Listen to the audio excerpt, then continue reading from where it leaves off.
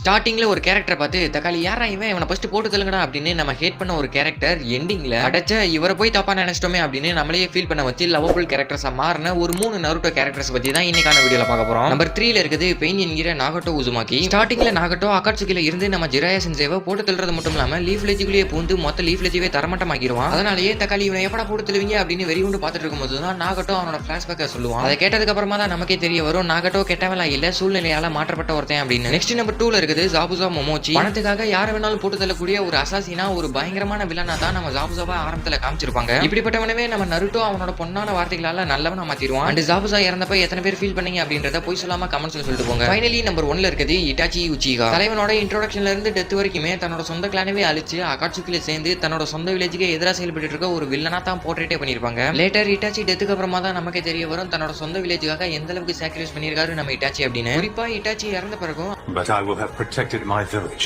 I am Itachi Uchiha of the Leaf once again. அப்படின்னு சொல்லும்போது சில்லறையை சதற விட்ட தருணங்கள்னே சொல்லலாம்.